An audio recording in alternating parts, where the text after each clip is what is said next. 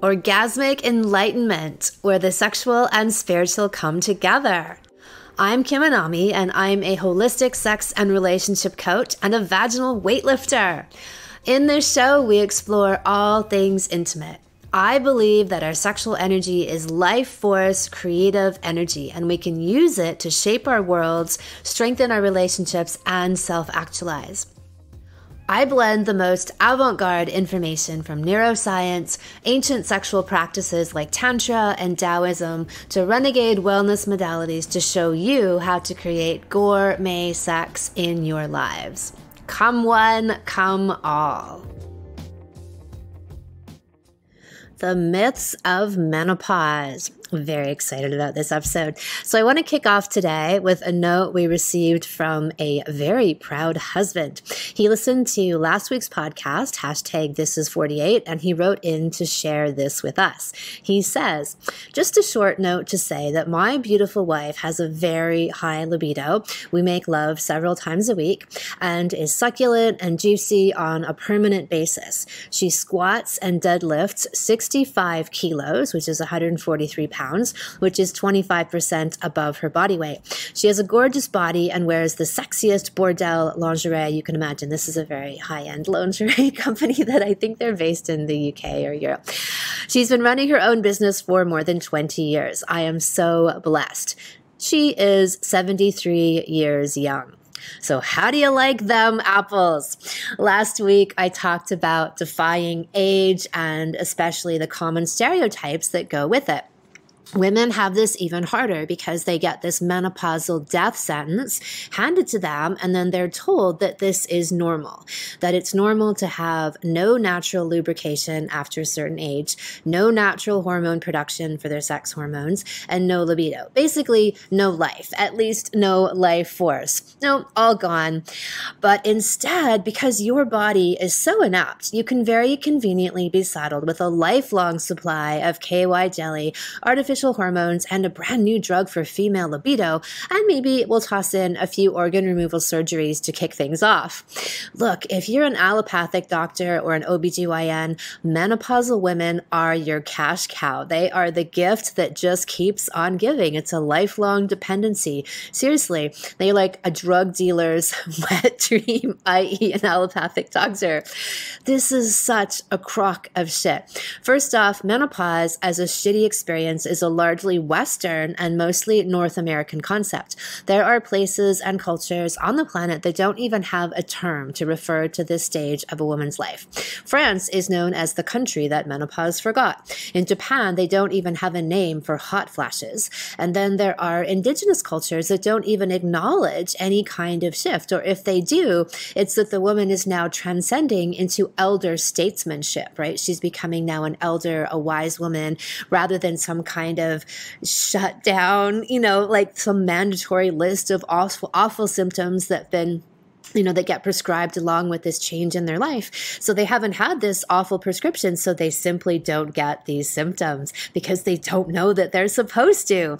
I've also seen that in cultures where older women are perceived as still sexual and beautiful, like let's say in Europe, where like an older woman can still be very sexual, women experience less of these prescribed North American symptoms.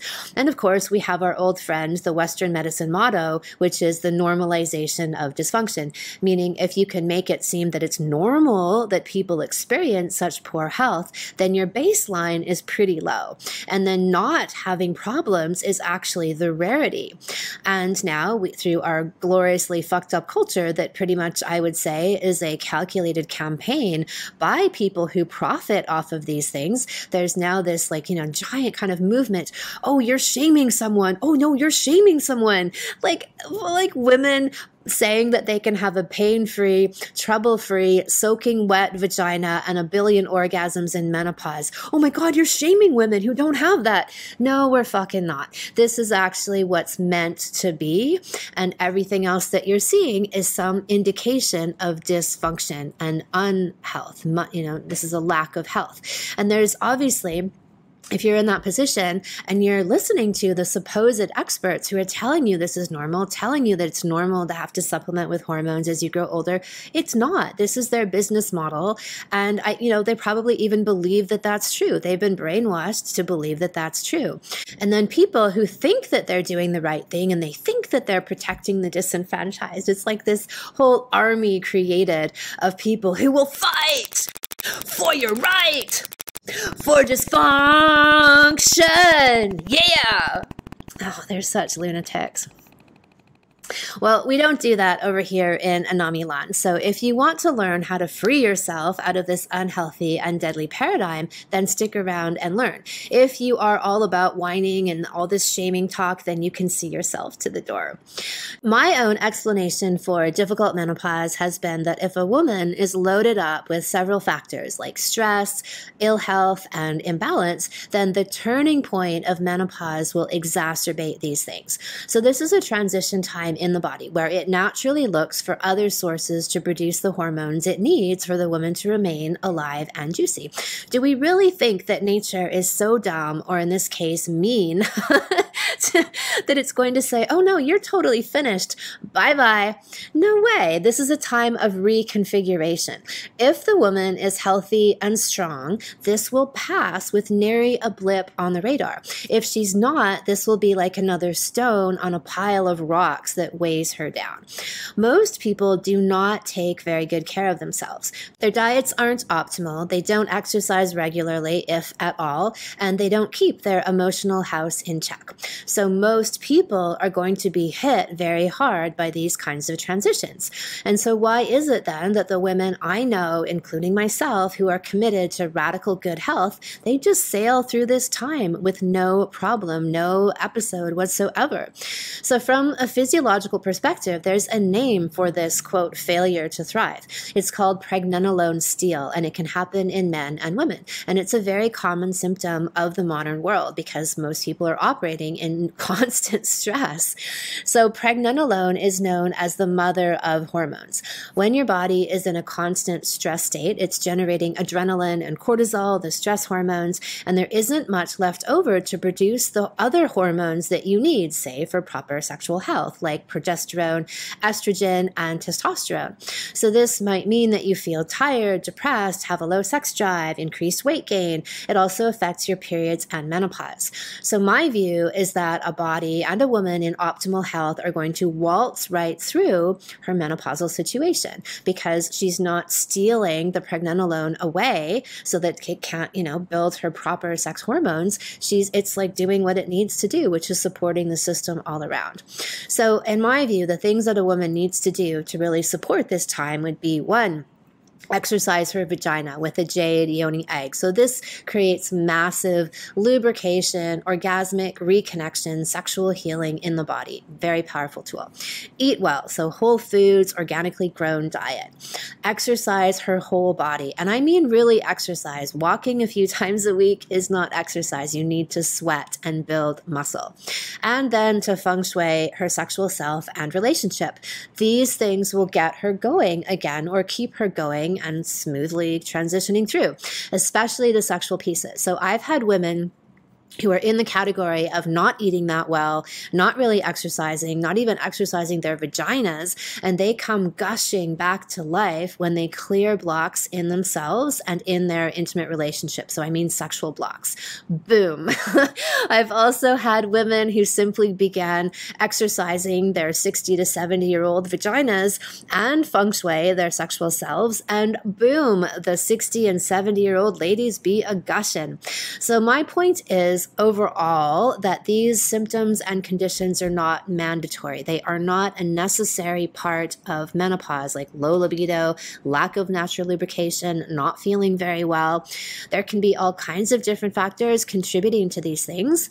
As we've talked about, stress can affect hormone production and overall health, and there's other factors that I talked about too. But my view is there is always a solution and hacks, meaning that just using a jade egg can trump having stress.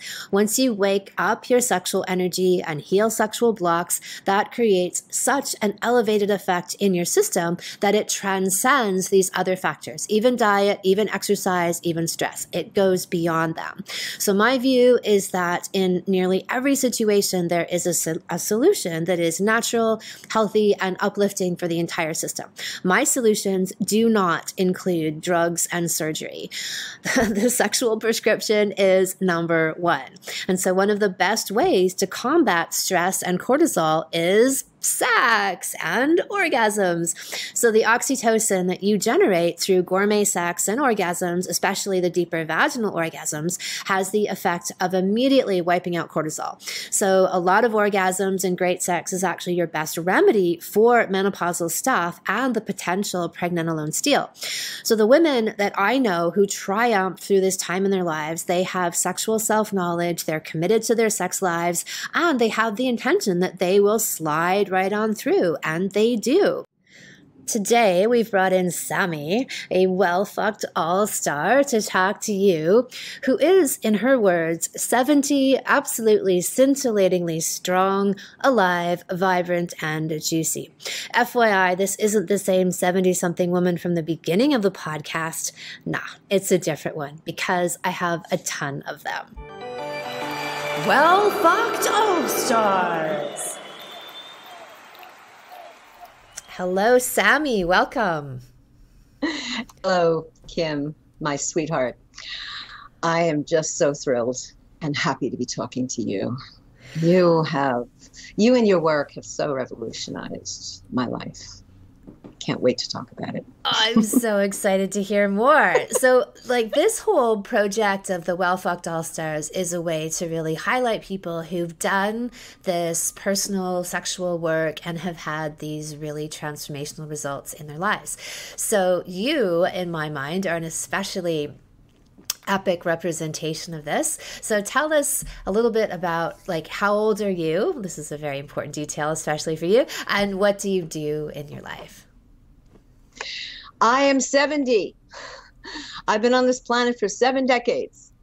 And I've been talking and teaching about sex for some 50 years now.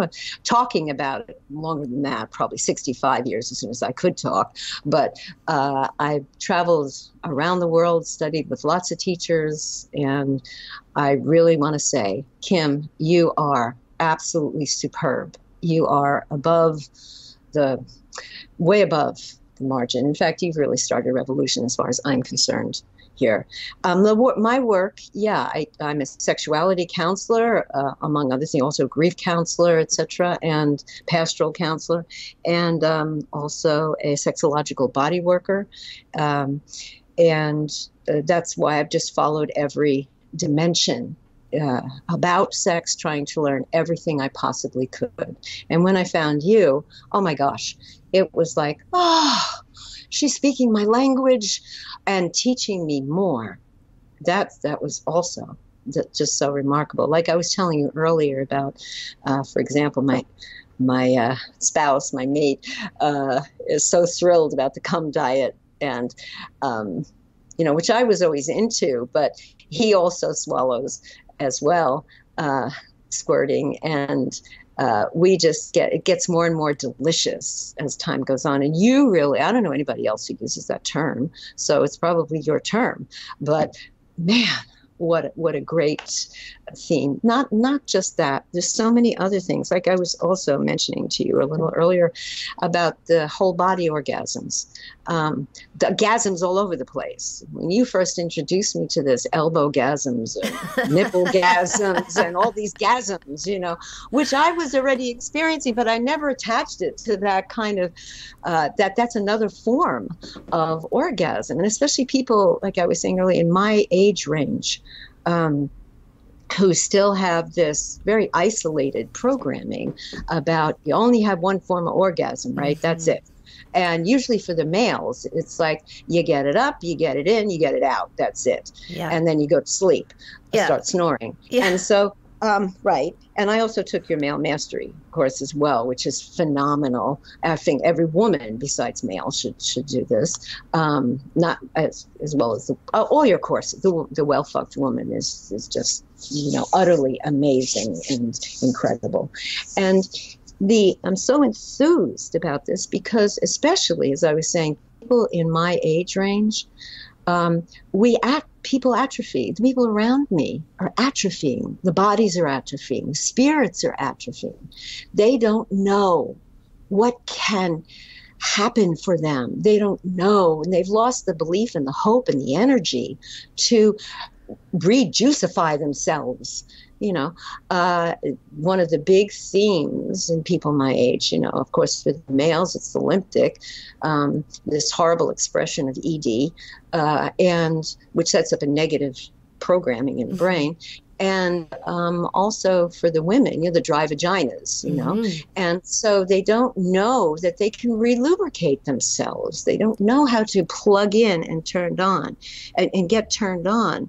So I want to just focus on a few things that you said. So the idea, very reinforced in our culture, that once people reach a certain age, even in their 40s, that they start to perhaps need Viagra. Like, this is a promoted idea that women need lubrication, they need hormones, they have to supplement with all these things, or they are going to be sexually inept. They won't have any of these natural responses any longer. And so the fact that you have 7 decades going in you, and you have what you refer to as a juicy vagina. So, I mean, tell me about that. Like, you have a juicy vagina, you have regular sex dates with your partner. So you've clearly, flown in the face of all of these supposed concepts. So tell us, if you would, about your juicy 70-year-old vagina. Yes. So I said, I am going to juicify my vagina. And that's when I began to realize, first of all, how to turn on my parasympathetic system, to move into the aspect of surrendering, of opening, of relaxation, of breathing. Lots of breathing techniques I practice, meditation techniques I practice, to really open and allow my vagina to speak for herself.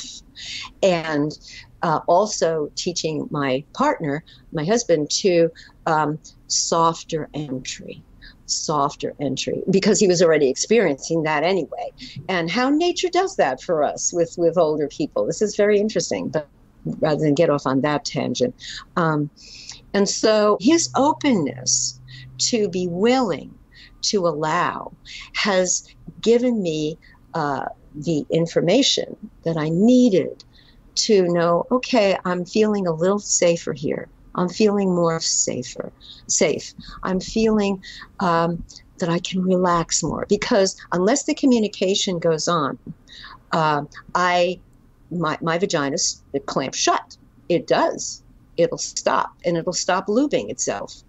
And as I feel safer and more comfortable with that, then I start to lubricate. I do naturally. It starts. I also practice daily self-pleasuring. This is a very, very, very important thing. I do it on an everyday basis. And either I do a whole variety of different techniques. It would take me another 2 hours to describe all the different things I do. But basically, I'm with myself. I'm loving my vagina, my vulva, my pelvic floor, my body, myself. Loving, loving, loving. And this is also what increases the lubrication. So basically, I'm walking around all day long, well lubed, very juicy. Always wet, perpetually wet. Yeah, Our Lady of wet. Perpetual Wetness. Our Lady of Perpetual Wetness. I love this phrase. Yeah. And then, so meeting you, listening to you, I said, she's that's it. She's there. I mean, she and I are on the same page here, and so that's really what I promote strongly. And several women I've worked with, older females I've worked with, who really seriously have this issue. they also are doing these kinds of things I just described, and they're youthening and rejuvenating themselves. Oh, speaking about youthening, this has not only made my vagina younger, this has made, I mean, younger than I am, I'm sure. I don't feel like I have a 7-year-old vagina at all. At all. It feels more like maybe 40.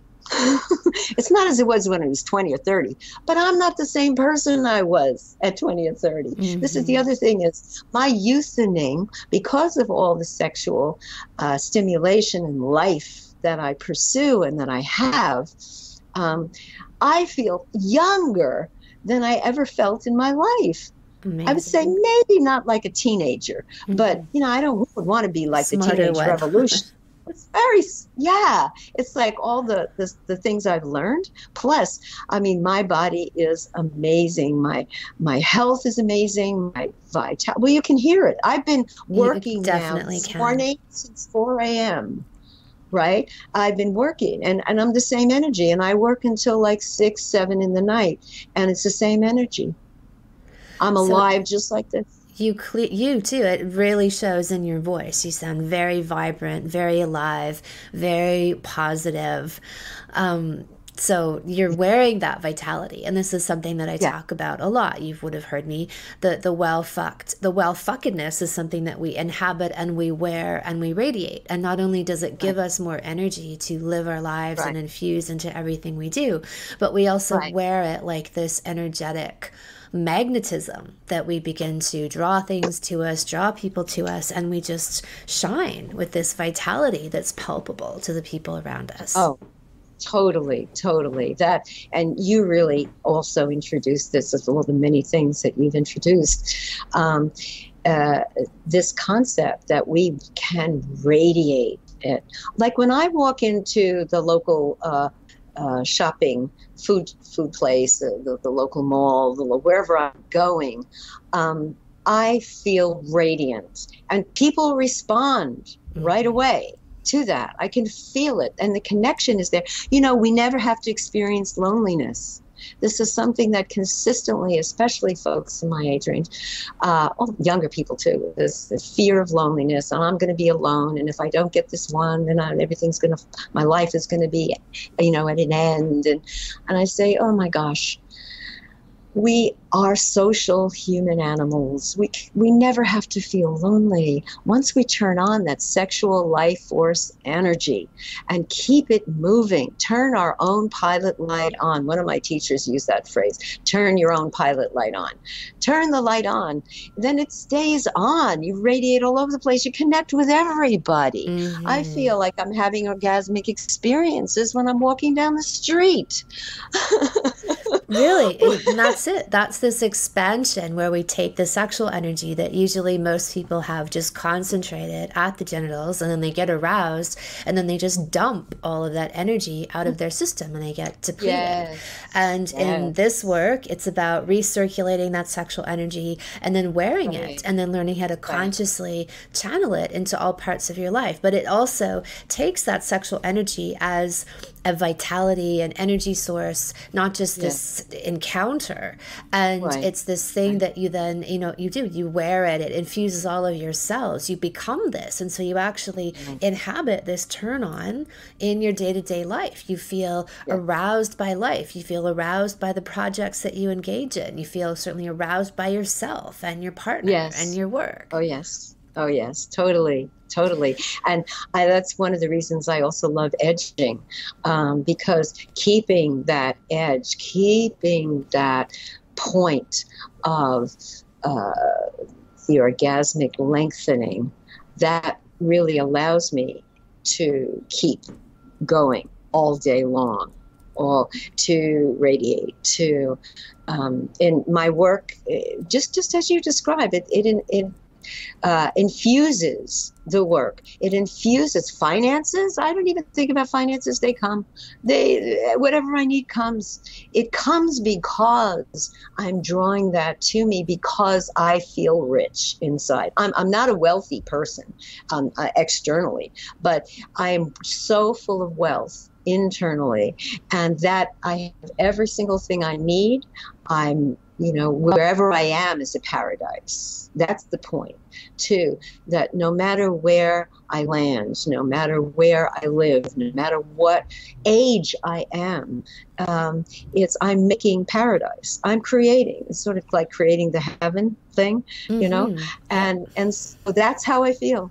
That's how I feel. And you also were one of the first people I've ever heard, as I started using the term sexual life force energy years and years ago. And then when I heard you say it, I said, oh, this woman is she's really something. You're really something, Kim. Keep going. Tell me about your sex dates with your partner. So you said like part of your whole regime is that you have regular sex dates with your partner. Every day. Every day. You have sex every day. We have some form of sexual expression every single day. The whole day for me is about orgasming. It's about being turned on. So when his physical presence comes back from wherever he is at, and even when he's not, I call, I text, I think of him, I send him energy, love, goodies, kisses. When he comes, I can feel him. When he comes in the door, I mean, physically walks, and I can feel him. I brush, his shoulder. That to me is thrilling. I touch his cheek. I kiss his lips, his nose, his neck, his head. I touch every part of his body. We do this frequently throughout the day. And, I mean, if he happens to be home and if he's away, and when he comes back, I can do all of this physically. We do this every day. We don't have intercourse every single day, but when it's practical, we do. We have lots of blowjobs all over the place, everywhere, every part of the house, outside, everywhere we can, in bathrooms. It doesn't matter. The roving blowjob. I love it. Favorite blowjob, anywhere, anytime. The best. Oh, the roving blowjob. Yes. The fast, the long. It doesn't. It goes. It's fast. It's quickie. It's long. It's delicious. I teach women how to give blowjobs. They don't. Many women come to me. They say, "Ugh, I don't want a blowjob. Ugh, I don't even go near it." Ugh. And of course, they've been conditioned, about this. They don't know what a gorgeous cock. How gorgeous cock is. How wonderful. How stimulating. Or vulva, if they're into vulvas, right. How wonderful the vulva is. The whole pelvic floor, not just the genitals, as I said before, kissing, hugging, smooching with all the parts of the body. Well, I love what you're saying is that you are keeping your sexual energy high all the time. So you are not just relegating it to a time and a place like in the bedroom in the evening. Right. That's when this happens, and then it doesn't really spill out of there. For you, it spills out over into any time of the day, any part of your life. Right. You're wearing this energy constantly. You're aware of it in yourself, in your relationship, and then you are constantly exchanging and playing with, engaging with this energy with your partner.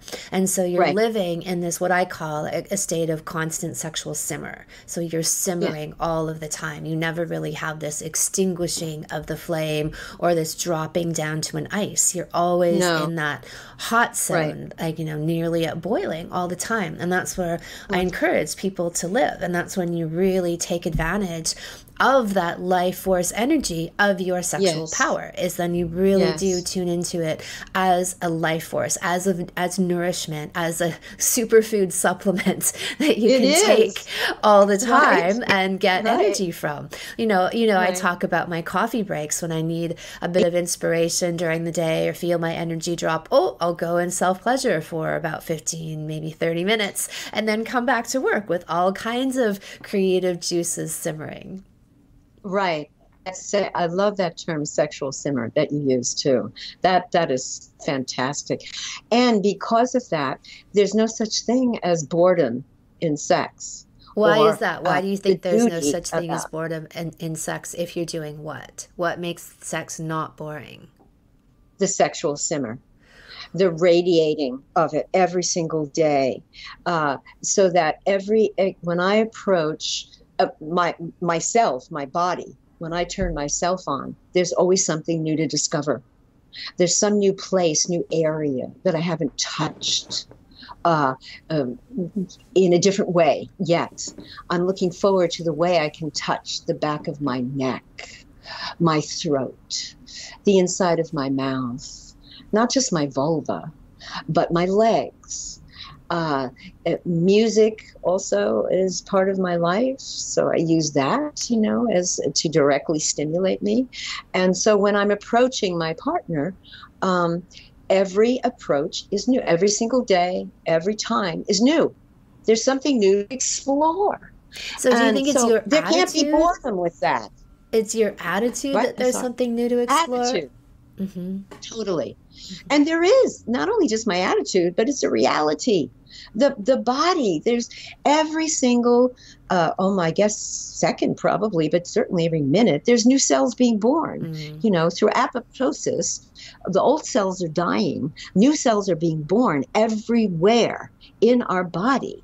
And therefore, there's a new me coming about every single I feel it every moment, but certainly every day. And so with him, so with my partner, there's a new person there. Mm-hmm. And so it's a cellular, alchemical experience, as well as a conscious, attitudinal experience. I don't know, it's like chicken and egg. I don't know which comes first, but now they're so blended together that every morning when I wake up, it's like, wow, what's a new day? Wow. I get out of bed with, wow, what can I do now? And sure, I have aches and pains. There's not that, there's not creaky things going on in my body at this age. There just is. But it's not a hindrance to me, because pain is also a messenger.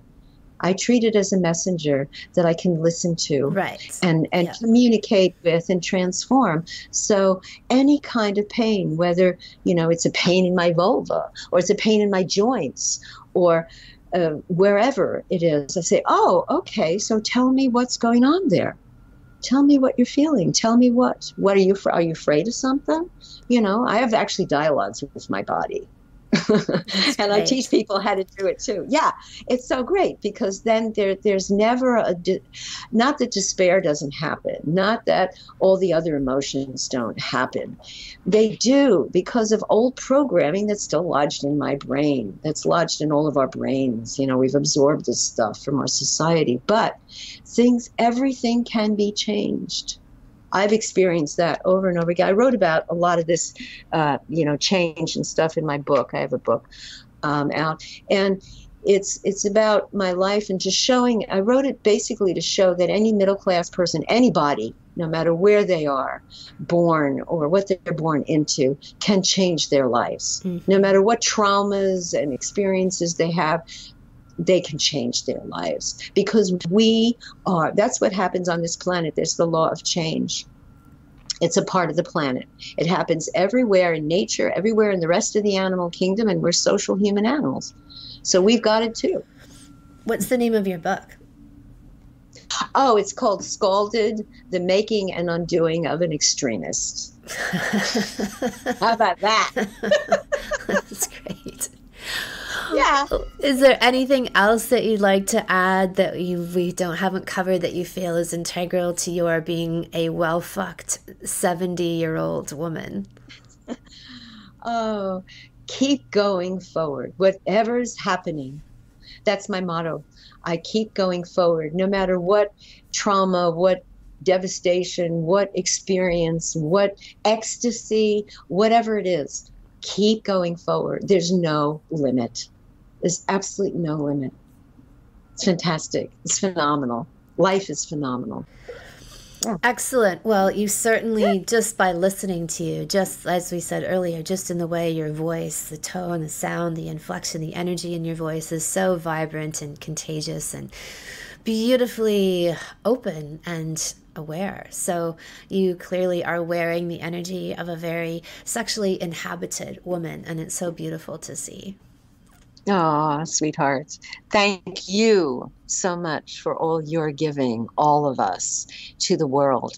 You are doing a most courageous, a most amazing work, and your life is a testimony to it. Everything I've heard about your life is a total testimony to it. You have also been doing all of these same things, I feel. And we're together in this. Thank you, Sammy. Oh, thank you, Kim. In conclusion, who is in charge here, you or your hormones? Last year, I did a workshop with the legendary Wim Hof. And if you don't know the Iceman, as he's called, he's this amazing guy who's learned how to hack and override his autonomic nervous system, or the ANS for short.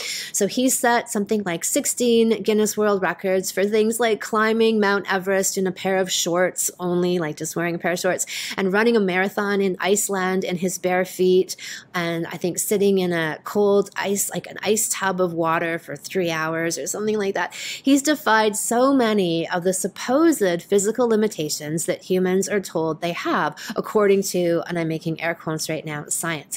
He does these things, like because he can override his ANS. So your ANS is responsible for the things that we don't have to consciously think about controlling or doing to stay alive, like breathing or your heart beating. We just do them. And we're told that we have no conscious control over them. We do. So I've been controlling the duration and the frequency of my menstruation for the past 20 years. And recently, or semi-recently, when I knew that my partner and I didn't want to have any more children, I stopped my menstruation altogether. No big deal. No symptoms of perimenopause and menopause. I don't even know what this fucking shit means. I'm serious. Like, I have to end up looking it up because it doesn't apply to me. So these are all the techniques that I teach in my salons for all women, particularly in vaginal kung fu with the menstruation control and the overall well-fuckedness and sexual energy clearing blockages in my well-fucked woman salon. The big message here is that you can rise up and gain control of these things and of you. If not you, then who? The How to Be a Well-Fucked Woman Salon is coming. Are you? This is my signature 8-week salon for how to live, thrive, and orgasm in a female body. In the Well-Fucked Woman Salon, there'll be a special section on well-fucked menopause, where we'll go through all of the tips, tricks, and hacks so that you can move through this stage of your life with grace, glory, plenty of orgasms, and tons of gushing lubrication. Check out the free video series on my website and look out for registration opening in mid-July. Thank you so much for listening. If you haven't already, subscribe and also leave a review. And send someone else the gift of a healthy libido and an off-the-charts love life by sharing this episode with them. We'll be back next week, and in the meantime, many happy orgasms.